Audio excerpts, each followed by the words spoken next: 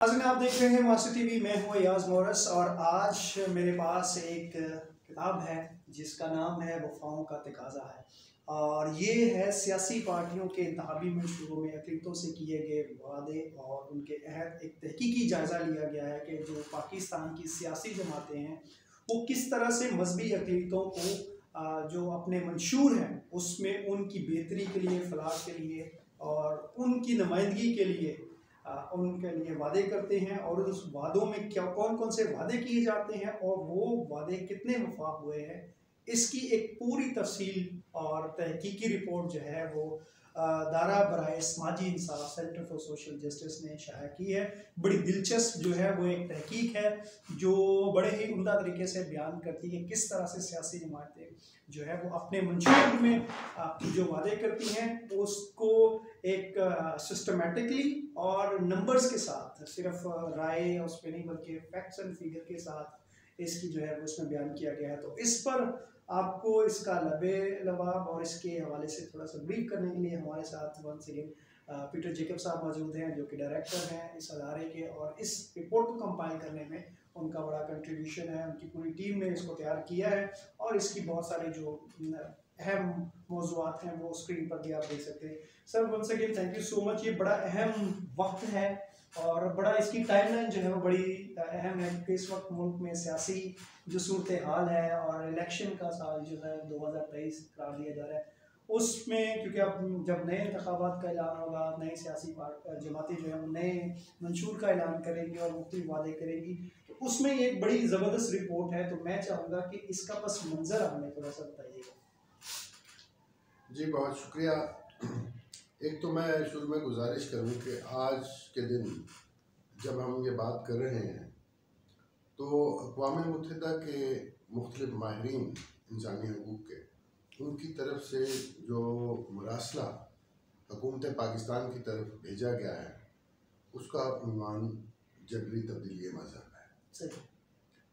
तो इस वजह से अखबारों में, मीडिया पे ये गुफ्तगू हो रही है कि ये क्या, और इसी दौरान कौमी असम्बली में एक कानून पास किया गया है दफ़ा 298 अलफ में, जो सज़ा 3 साल की थी उसको उम्र कैद तक 10 साल और उम्र कैद तक बढ़ाने के लिए उसके अंदर तजवीज़ की गई है।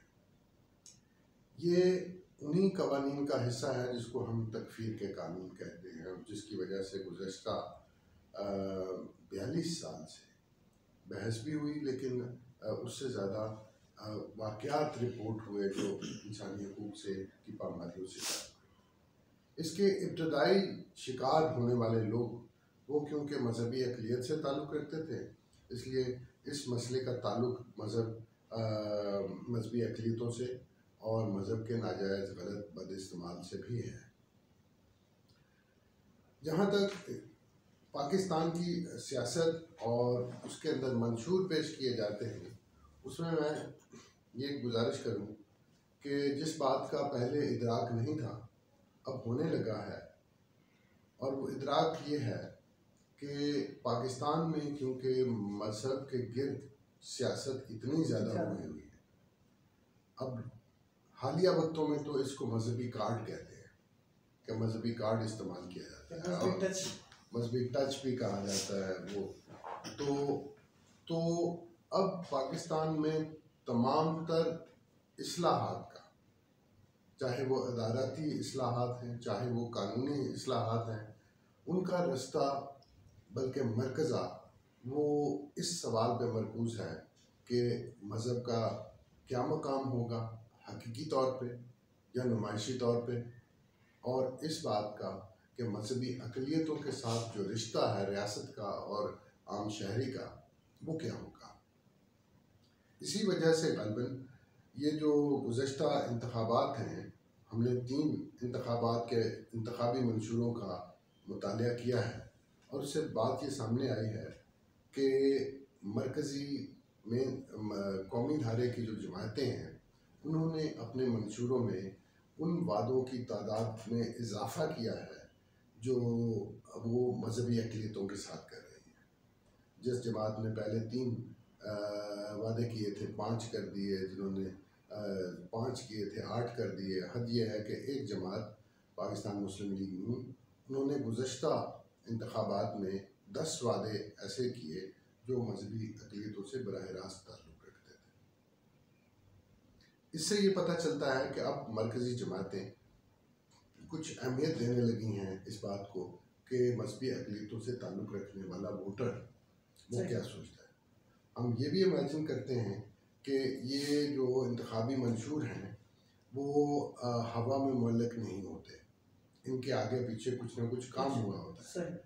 तो वो मैनिफेस्टो कमेटियाँ जो बैठती हैं और इसको तश्कील देती हैं, वो ज़रूर किसी न किसी मजहबी अक़लियत के शख्स से जो पूछती हैं, और वो ये सोचता है, वो शख्स जो उनको मशवरा दे रहा होता है वो ये सोचता है कि इस वक्त मजहबी अक़लियतें ख़ुद क्या चाहती हैं। सही।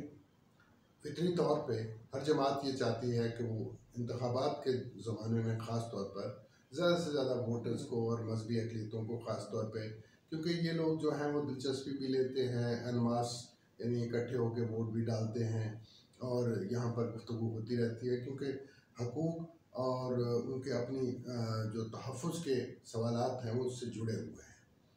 लिहाजा ये बात सामने आती है कि इजाफ़ा तो हुआ, और उसमें ये भी देखने में आया कि कोई 1/3 वादे ऐसे हैं जो मिलते जुलते हैं सब जमातों के, कि आपको छुट्टी दी जाएगी। मजदूर का ये मामला होता है कि ईद पे उसको छुट्टी मिल जाए, उसको तनख्वाह वक्त पे मिल जाए, उसको जबरी तब्दीली मज़हब का जो है वो वाक़यात उसके ऊपर भी वादे मौजूद हैं कि वो नहीं होगा। ये भी होगा कि आपको मुलाज़मतें दी जाएंगी, कोटा दिया जाएगा। तो ये चीज़ें कोटे पे अमल दरामद, जब कोटा हो गया तो उस पर अमल दरामद का वादा आ गया।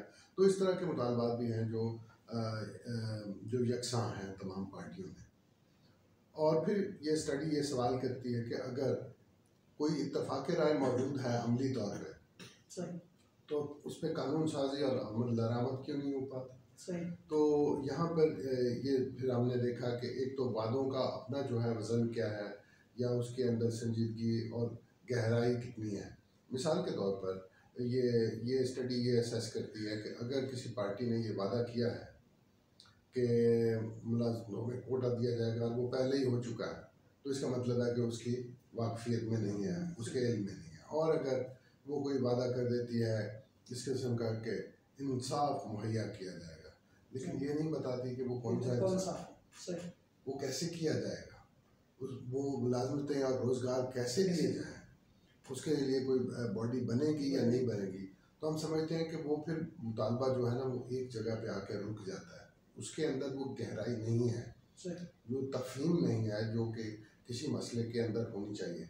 तो वहाँ पर भी हमने एक असेसमेंट किया है। कुछ पार्टियाँ हैं जो आगे हैं, कुछ पीछे हैं। हमने देखा है कि पाकिस्तान पीपल्स पार्टी ने जहाँ तक मसले को समझने की बात है वो एक मुज़ाहरा किया है, इस संजीदगी का अवामी नेशनल पार्टी ने किया है।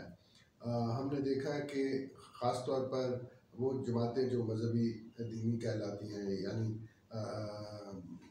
जमीयत उलमा इस्लाम और जमात इस्लामी, वो बहुत कंडीशनल किस्म के वादे करती हैं, मशरूत किस्म के वादे करती हैं। मिसाल के तौर पर वादा ये होगा कि हम जो दीन में दिया गया है हक वो देंगे। तो हक तो जो है ना वो आइन में कहे जाते हैं कि लिखे हैं, कानून में लिखे हैं। दीन में जो है वो तो आपका एक मजहबी फरीज़ा हो सकता है, कानूनी जो शक्ल है वो तो वो बनती है। तो इस वजह से उसको वो समझते हैं हम कि थोड़ा एक वेग उसके अंदर एलिमेंट आ जाता है कि आपने कहा है क्यों, इसलिए ये कि उसकी तशरीह भी तो कोई और करेगा ना, वो तशरीह मौजूद नहीं है। आइन की तशरीह पे तो इत्तफाक हो सकता है।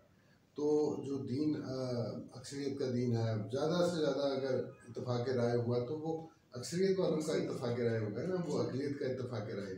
तो आप एक जो मुश्तरक चीज़ हो सकती है वो पैदा नहीं कर रहे, आप अलहदगी पैदा कर रहे हैं। तो इस तरह की चीज़ें जो हैं वो भी हमने नोट की हैं। कुछ गैर माकूल बातें भी हैं, जैसे वो गैर मुस्लिम की इस तरह है कि गैर मुस्लिम अक़लियत की बजाय गैर मुस्लिम कहा जाएगा। वो तो वैसे टेक्निकली भी कोई गैर माकूल इस तरह है, वो ये बताती है कि आप क्या नहीं हैं। ये नहीं बताती क्या है, तो आपको तस्लीम नहीं किया जा रहा है, एक तरह से आपको एक्सक्लूड किया जा रहा है, आपको खारिज किया। वो खारजी किस्म की एक इस्तिलाह है, वो दुनिया में कहीं और इस्तेमाल नहीं होती। वो बिल्कुल एक गैर माकूल बात जो है, आप अंदाज़ा करें कि वो पार्टी मैनिफेस्टो में आ जाती है, 2 पार्टियों की मैनिफेस्टो में आ गई। फिर इसी तरह से वो जो बराह रास्त इलेक्शन का कहा जाता है कि बराह रास्त इलेक्शन होगा, या इस तरह से, वो भी एक लंबी बहस है। लेकिन हम क्योंकि इस बात को समझते हैं कि वो प्रैक्टिकल ही नहीं है, और प्रैक्टिकल अगर हो गया तो वो माकूस नतीजे बरामद करेगा, इस वजह से उसको हमने उसमें शुमार किया। ये भी देखने की कोशिश की गई है कि हुकूमतें बन गई, उन पार्टियों की हुकूमतें बन गई जो जिन्होंने वादे किए थे, फिर वो अमल दरामद क्यों नहीं करवा सके।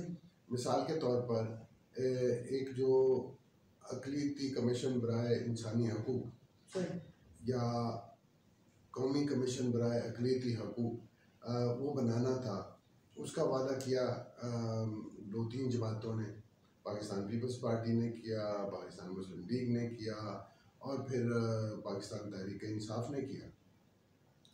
लेकिन जब हुकूमत में आए तो नहीं कर पाए। हमने ये भी असेस किया कि पार्टियां चाहे वो अपोजिशन में क्यों ना हो, वो फिर भी बिल तो पेश कर सकती हैं, वो उस पर डायलॉग तो कर सकती हैं, वो करारदाद तो पेश कर सकती हैं।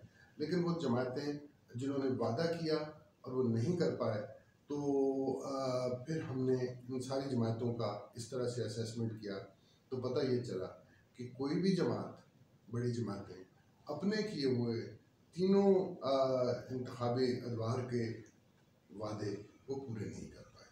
हद ये है कि वो जो जॉब कोटा का कहा जाता है, एजुकेशनल कोटा का भी कहा जाता है, और फिर ये कि एलोकेशंस दी जाती हैं, जो कि हम ये समझते हैं कि वो कुछ चैरिटी है, कुछ मराहत हैं, और वो शफाफ नहीं कि जो एलोकेशंस करके वो किसी सूबाई वजारत को दे दी जाती है, किसी डिपार्टमेंट को, कि ये स्कॉलरशिप है, ये बेवा की इमदाद है, ये तोहफा है क्रिसमस पे या दिवाली पे, वो उसका कोई हिसाब नहीं।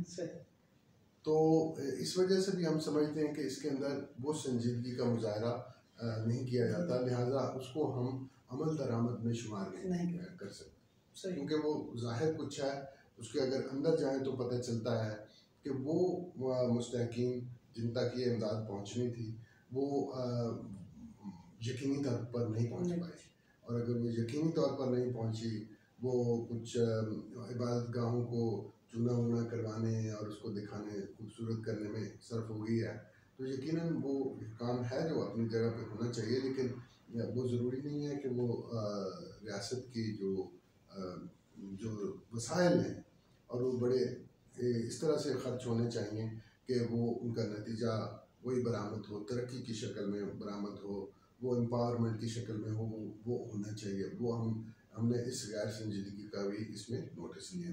सर बहुत शुक्रिया, बड़ा डिटेल आपने बताया, और मैं चाहूँगा कि ये जो स्टडी है, ये रिपोर्ट है, तहकीकी जायज़ा है, वफ़ाओं का तकाज़ा है, ये ज़रूर आप पढ़ें, और इसमें एटलीस्ट वो लोग जो अमली तौर पर सियासत में सरगर्म हैं, या वो लोग जो सियासत में दिलचस्पी रखते हैं और पॉलिटिकल एक्टिविज़म में हैं और सियासी जमातों के साथ मिल के काम करना चाहते हैं, उनके लिए अवेयर होना बहुत ज़रूरी है कि उनकी सियासी जमातें जिस भी सियासत से जमात से ताल्लुक़ रखते हैं, वो क्या उनकी जमात के, उनकी कम्युनिटी के बारे में, उनकी मजहबी अक़लियत के बारे में सोच रखते हैं, किस तरह से मंशूर में वो उनको जो वादे किए गए हैं उस पर कितना अमल किया जा सकता है, ये कैसे उसको इफेक्टिव बनाया जा सकता है। तो इट्स वेरी पावरफुल स्टडीज़, ज़रूर इसको पढ़ें, और इसके हवाले से जो है वो आपको बहुत ज़्यादा इन्फॉर्मेशन मिलेगी। Once again thank you so much sir, बहुत बहुत शुक्रिया हमसे बात करने के लिए और हमें वक्त देने के लिए। अपना बहुत सारा ख्याल रखिएगा। Thank you so much.